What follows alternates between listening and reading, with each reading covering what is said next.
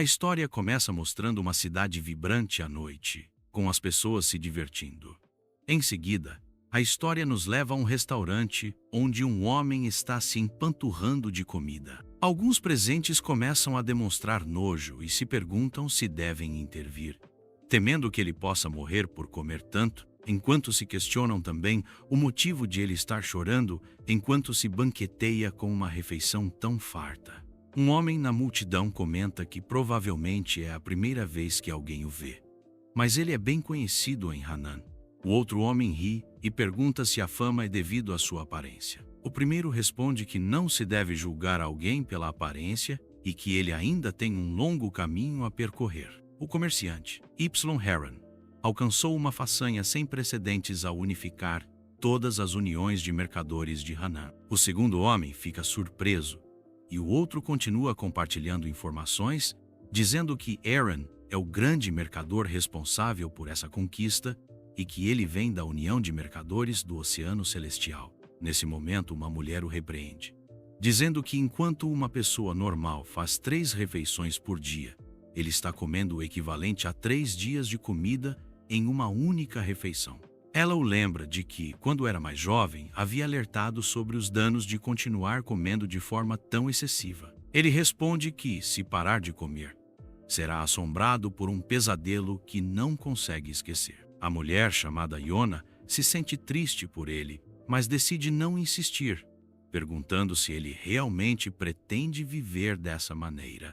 Ele continua a chorar, e a narrativa revela que o nome dela é Yona. Naquela noite, em uma carruagem a caminho de casa, Heron tira suas joias e comenta que todas aquelas riquezas parecem insignificantes para ele agora. Ele revela que está tentando mascarar uma dor que não pode ser curada com comida ou riquezas, pois ainda tem pesadelos com o dia trágico em que perdeu pessoas importantes. Yona se preocupa genuinamente com ele e ele suspira, dizendo que há muito tempo não se sente em casa na União dos Mercadores do Oceano Celestial. Apesar disso, ela o chama de jovem mestre, em vez de Menikisfe mercador, e seus olhos brilham com um calor familiar. Para ela não importa quanto tempo tenha se passado, ele sempre será o jovem mestre do clã Tianhong.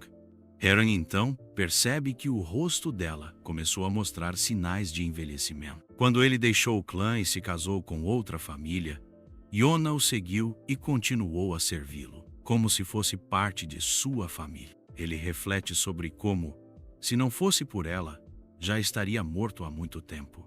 Heron toca uma cicatriz em sua testa e fala sobre o momento em que tudo deu errado, quando o clã Tiansong foi destruído. Ele lembra do ódio que sentia por seu pai, mais do que qualquer outra pessoa, e menciona uma estátua feita de sua própria imagem. Ele diz à jovem Yona que, a partir daquele momento, quando seu pai pedisse para ser guiado até a estátua, ele se afastaria completamente da família, apesar de ter sido o filho mais velho de um clã de artes marciais que antes prosperava. Ele foi efetivamente vendido para a União dos Mercadores do Oceano Celestial e aceitou um casamento arranjado. Anos depois, o clã Tianhong foi atacado pela seita de Ye. Ao ver seu clã ser consumido pelas chamas, Heron se deu conta de que, por mais que odiasse seu pai, ainda o amava profundamente, pois ele era, de fato, seu pai. No fim, Heron agarra a estátua e começa a dar golpes nela, gritando como um maníaco. Yona corre até ele pedindo que pare, pois ele pode morrer. Ele cai de joelhos e ela o consola. Eles passam o resto da noite observando o clã queimar. A carruagem se aproxima rapidamente e dentro dela, Heron diz a Yona que mudará.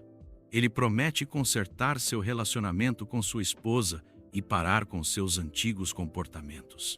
Ele teve tempo de sobra para sofrer e agora se compromete a cuidar da família que tem. Ele se preocupa com a frieza de sua esposa, mas ri e diz a Yona que ela é como uma família para ele. Ela sorri, prometendo continuar a servi-lo bem. De repente, algo atinge a lateral da carruagem e vemos um homem atingir Yona, fazendo-a cair. Heron voa pelo ar e em seguida se projeta para o outro lado da carruagem. Ele logo a segue, aterrissando no chão enquanto a carruagem tomba. O homem que foi arremessado consegue se equilibrar, mas ainda com grande impulso, ele se choca contra uma árvore próxima, com a boca sangrando, indicando que seus ferimentos são graves. Um grupo de assaltantes mascarados começa a correr em direção a ele, e o homem se prepara para o confronto. Quando um dos assaltantes avança com uma espada, o velho consegue impedir que a lâmina o mate, deixando a espada atravessar sua mão. Sem saída, o velho cospe mais sangue e pergunta como ousam traí-lo. Os outros assaltantes rapidamente aproveitam a oportunidade e esfaqueiam-no no estômago, comentando que não conseguem acreditar que esse é o fim do mestre demoníaco, uma morte tão patética. Sabemos agora que esses assaltantes são seus próprios discípulos. O mestre demoníaco range os dentes, dizendo que tudo isso é culpa do maldito castelo do demônio de sangue e que se ele não lidasse com esses traidores agora, não seria mais conhecido como mestre demoníaco. Ele começa a liberar uma aura vermelha, fazendo-os voar, ou até mesmo vaporizando alguns antes de começar a se levantar. Enquanto isso, vemos o mestre sangrando da cabeça. Ele olha para Yona, que está deitada um pouco mais adiante, e ao notar o sangue no chão, corre o mais rápido que pode até ela, mas é tarde demais. Seus olhos estão completamente sem vida, e seu corpo está mole. O mestre demoníaco grita, perguntando por que ele sempre tem tanta má sorte na vida. Então, ele começa a andar lentamente, deixando uma trilha de sangue e destruição atrás de si. Quando finalmente cai de joelhos, ele diz que precisa encontrar um novo corpo. Ele sabe que precisa usar sua técnica de possessão de espírito, mas o sangue continua a sair de sua boca. Ele admite que talvez ali seja o fim de sua jornada. De repente, ele ouve uma voz.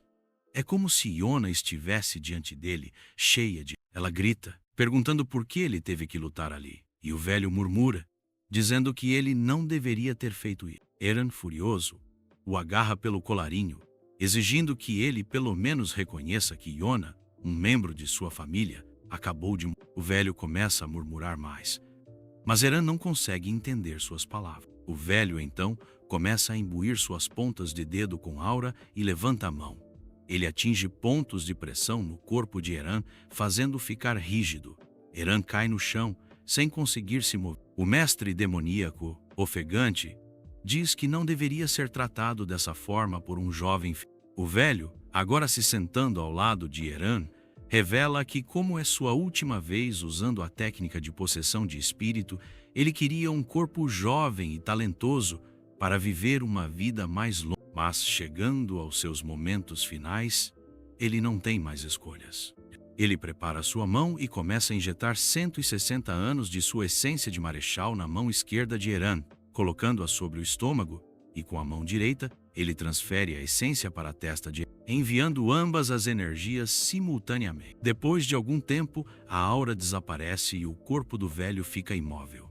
Quando Eran o empurra, sua cabeça começa a doer intensamente. O velho diz que, com sua verdadeira chave e poder espiritual, Eran já deveria ter sido subjugado. Contudo, Eran, furioso, se recusa a morrer daquela maneira. Seus espíritos começam a colidir atrás de seu corpo, e Eran diz que precisa sobreviver para vingar-se. O velho, surpreso com a força de vontade de Eran, comenta que, no final, isso é... Ele começa a sugar a alma de Eran, inalando sua essência enquanto a alma de Eran começa a se deteriorar e sua consciência desaparece. Nesse momento, um dos assaltantes aparece atrás de Eran e reconhece que o mestre demoníaco já transferiu seus corpos. Ele observa que muitos humanos demoníacos dos 3 céus demoníacos o chamam de mestre.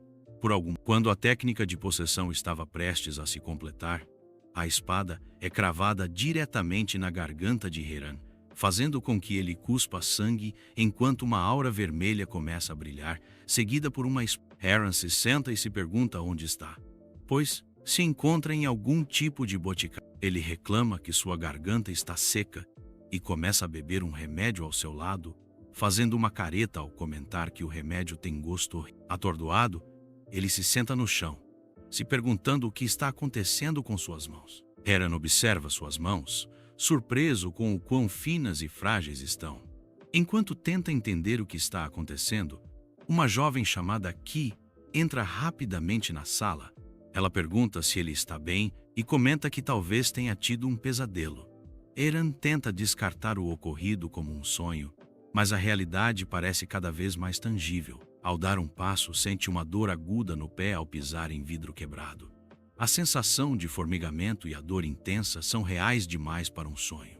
Confuso, Heran sai apressadamente, ignorando o ferimento, que tenta impedi-lo, questionando para onde ele está indo e lembrando que ele não deveria se mover com um pé ferido. Heran caminha até uma estátua, parando diante dela com as mãos tremendo.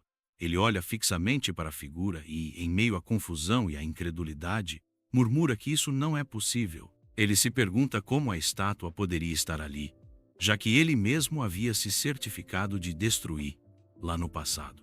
Chamando por Ki, ele exige saber quando a estátua foi colocada ali. Ki, hesitante, responde que foi há apenas 5 dias. Tomado pela emoção, Heran se aproxima e, com um movimento impulsivo e desesperado, bate sua cabeça contra a estátua com toda a força.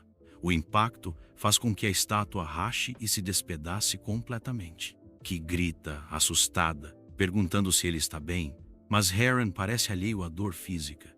Ele observa os pedaços da estátua espalhados pelo chão e finalmente percebe a verdade. Isso não é um sonho. Ele realmente voltou no tempo, 3 anos antes do dia em que seu clã enfrentou a queda. Com lágrimas nos olhos, Heran encara o horizonte e declara, com determinação, que protegerá seu povo e o clã Tiansong a todo custo.